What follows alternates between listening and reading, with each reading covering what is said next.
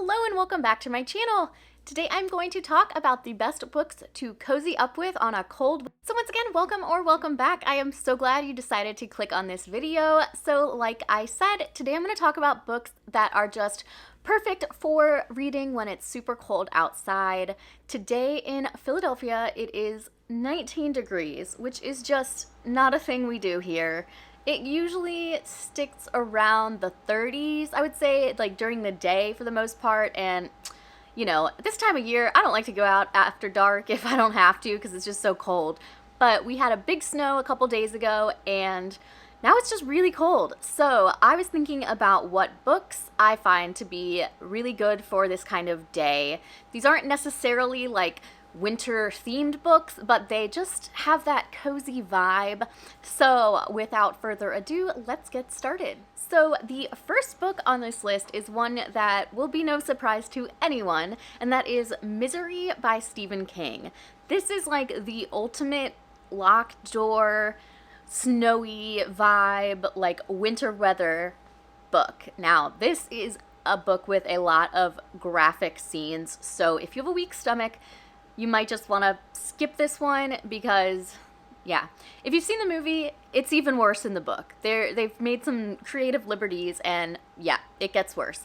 So this is about a best-selling author named Paul Sheldon, who is very famous for writing a series called like the Misery series. He is driving along in Colorado and he gets in a big car accident and is like basically left for dead on the side of the road in a snowstorm.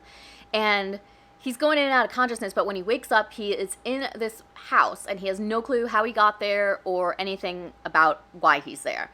And in comes Annie Wilkes, this woman who is his self-proclaimed biggest fan and has found him on the side of the road and taken him back to her house. She is truly like fanatical about him. In addition to like taking care of him, I mean, she's keeping him captive. And then she ends up forcing him to write another Misery novel because the last one ended in a way she didn't like. So it goes from there with him trying to escape, but in the meantime has like 2 broken legs and just is a mess from being in this car accident. So that book definitely has all like the snowy vibes. They are trapped in Colorado in the mountains in a big winter storm, and it doesn't really get more wintry than that. Although I wouldn't necessarily call this book cozy. You can feel cozy in your own home knowing you can leave if you want to and no one's keeping you captive. The next book is Last Call at the Local by Sarah Grunder Ruiz. Now, we are definitely shifting gears here. This is a romance with a lot of mental health rep, and I really enjoyed this. This actually only came out at the beginning of the month, so it's still pretty new. Although this is not specifically like a wintertime book, it is set in a pub in Dublin, which just gives me cozy vibes. So the little brief synopsis says, opposites attract when a free-spirited American singer-songwriter with ADHD teams up with a charming Irishman to revitalize his family's pub in the next heartfelt romance from the author of Luck and Last Resorts, which is another book that I really enjoyed by this author. I've loved everything she's written, so this is one I would definitely recommend. It is really sweet. There isn't like a ton of conflict within the romance, but I really enjoyed it because they kind of could focus more on things going on around them while their romance just remained like a sweet part of the story. So this is a really good one for just a cozy kind of romantic, sweet day. This is not like a horror thriller with like locked room mystery, anything like that. This is just a vibe. Next is No Exit by Taylor Adams. This is probably what comes to mind when you say winter thriller to anyone that reads a lot of thrillers, because this is kind of like super classic snowstorm, trapped with strangers, something's going wrong kind of book. So this follows a girl named Darby who is driving to visit her mother who's dying, and they get stuck in this snowstorm, so she pulls off to a rest area. And she's kind of stuck there with a few other people. And she goes to get something out of her car. And in a car that she sees sitting next to hers is a girl in a cage in the back of a van. And so she doesn't know whose like van this is. She doesn't know who in there is dangerous or what's going on. And so it kind of just goes from there with her trying to figure that out, but not being obvious because she doesn't want to be in trouble. So yeah, there is no cell phone reception, no way to leave at this point, and she doesn't know who she can trust. So this one isn't anything brand new, but I think it's definitely good for the winter vibes.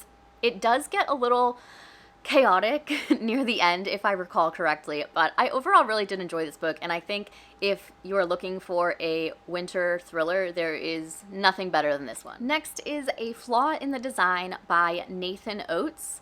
This is one that did not get enough hype when it came out. I think it came out in 2022. Nope, it came out in 2023 in last March, but I didn't hear like anybody talking about this, and I thought it was awesome. It's set in Vermont, so that is kind of the wintry atmosphere because it's definitely New England, chilly, like wintry vibes. So this is about a writing professor who, like I said, lives in Vermont with his family, and his sister and her husband die in an accident, and so his nephew comes to live with him and his wife. Now Gil, the professor, has been estranged from his sister because like several years earlier, Matthew, his nephew, had kind of lured their daughter into a dangerous situation, and they're like, absolutely not. But he has nowhere else to go. He's 17 now, so he comes to live with them, and there's just a lot of weird stuff that starts happening, and Gil starts to get really paranoid, constantly unsure of like, what is this psychopath doing? What is real? What's fiction? And I just thought this was so good. You get really into your own head trying to figure out what's real and what is stuff that he's just making up. It gave me kind of vibes of The Shining in the way that like you don't really know what is real and what is this character just losing a grip on reality, and I thought this was really good, so definitely would recommend this one for cozy vibes. The next book is a pretty polarizing option, but you can't argue that it's a wintry book, and that is The Writing Retreat by Julia Bartz. So just looking at the cover, you can see that this book is winter. It is a snowstorm. So this follows a woman named Alex who is a struggling writer. She ends up getting this opportunity to go study writing at this retreat at this woman's house named Rosa Vallow. And she is a very famous horror writer, like the female Stephen King. She is it. And there's 5 women writers selected, and when they get there, they find out that they have to complete an entire novel by the time this retreat ends. And whoever wins, essentially, gets a 7-figure deal. So that is pretty cool. But then things start going wrong. First of all, her former best friend ends up having to be her roommate while they're there, which is just a whole situation in of itself. Then someone dies, they're at this tricky retreat, and Rosa, the prolific author, is just chaotic, we should say. So this was a book that like some people loved, some people hated. I personally loved it. This is super fast-paced. We have a little bit of thriller, a little bit of horror, a little bit of mystery, like a little bit of paranormal. I just thought this was so good, and I definitely recommend it if you're just looking for something to binge read on a cold day. Next up is Rock, Paper, Scissors by Alice Feeney. This is a book that I read a couple years ago when it first came out, and I'll never forget reading the big like twist on an airplane and just being like, wait, what? And immediately having to connect to the Wi-Fi so I could see what other people on like Goodreads were saying about this book.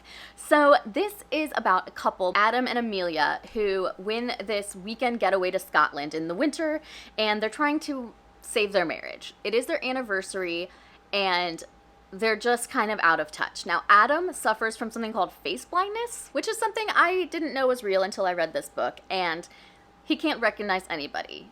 His friends, his family, his wife, like nobody. Each year of their marriage, Adam's wife writes him a letter that she doesn't let him read. But then this time she does. So we get the perspective from these letters. We get Adam's point of view, and then we get another point of view from someone named Robin that we don't know who this is. We just don't know. And so it goes from there. They're going on this 10th anniversary trip to Scotland, but they're very disconnected, and everything's a little bit weird when they get there. From the beginning, things are kind of sketchy because, like, they just randomly won this trip, and things don't seem necessarily, like, professional for a private getaway. So it's really interesting, and I think the twist is really, really good. Alice Feeney has not always been my favorite thriller author, but this is definitely one of her best in my opinion. Next is Toown by Frederick Bachman. Now, I read this years ago, so if I am messing up some details, please forgive me. So this is set in Sweden, and it follows a town called Toown. It's a really small community, kind of a blue-collar town, and they are all obsessed with hockey there. That is like their saving grace. Even like the children's teenage leagues are just like, that's like their only hope for this town surviving. One of the stars of the hockey team gets into some trouble, and there is some accusations thrown around that basically divide the whole town.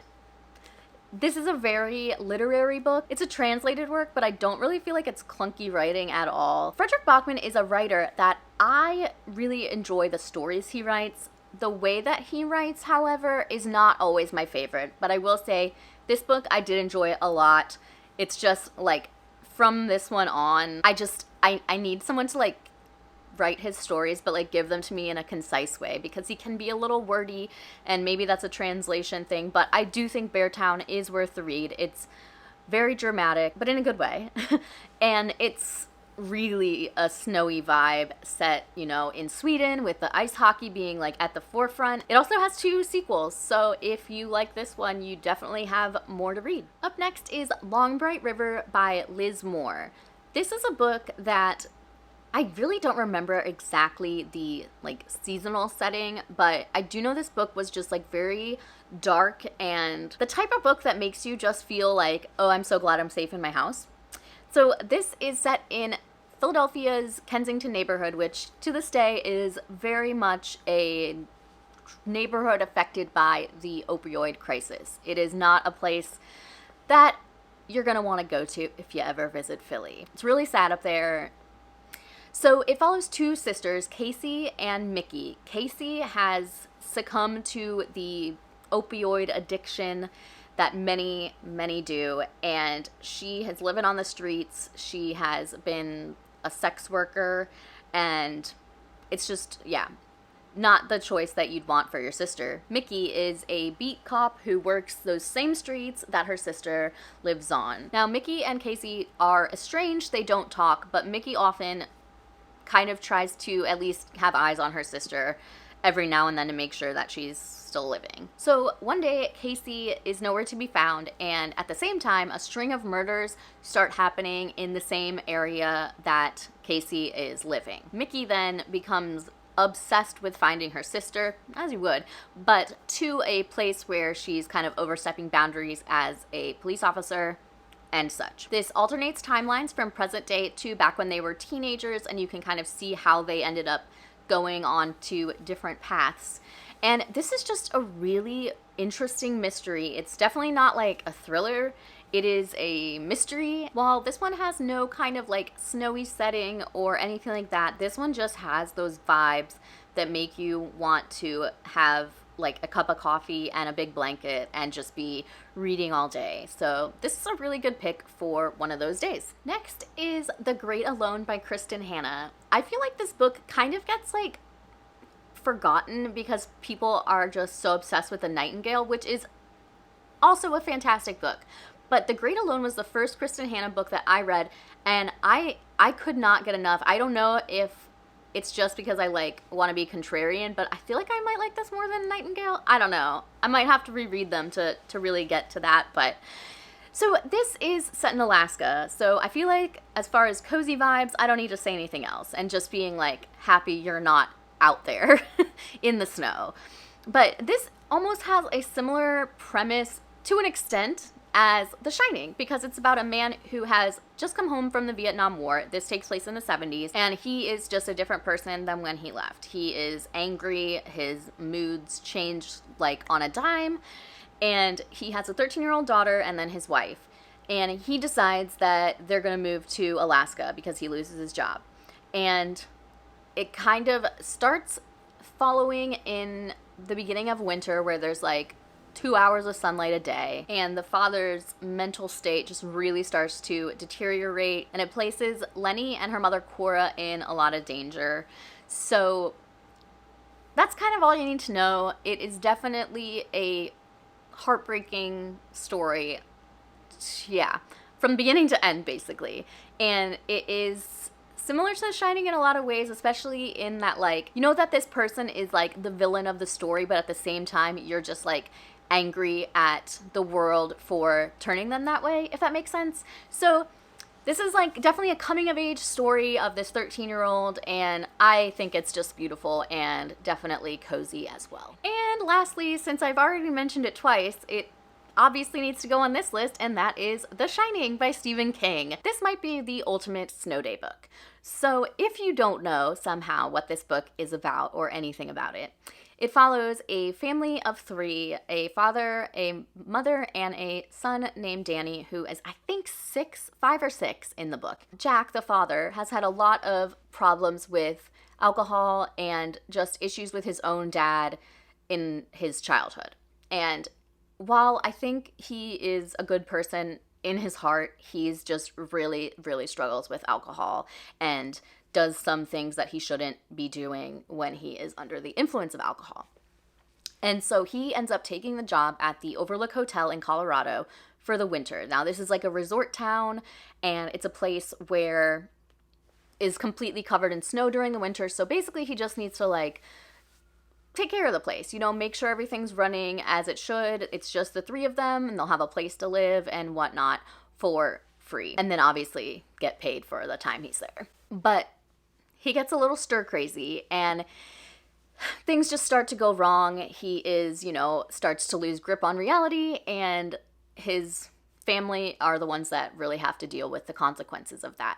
In the meantime, you know, he's trying not to drink, but what else do you do when you're trapped in a hotel in the mountains in a big snowstorm? Probably everybody knows at least a little bit of what The Shining is about, but that's the general premise, and it is definitely one of my top 5 Stephen King books. I just think it's really, really good, and yeah, one you will definitely understand when you read why this is a winter vibes book. So those are my 10 snow day books to read. I hope you enjoyed this list, and I would love to know if you have any other ideas for like snow day books that I didn't put on this list. I would love to know what you're reading on like cold winter days, and I would love to know, does the weather outside have any effect on what you read? That is a big one. That is a big one, because I feel like I'm kind of 50-50 on it, but anyways, I would love to hear your thoughts. If you liked this video, give it a thumbs up. If you haven't subscribed yet, please do. And I will see you in the next one. Bye!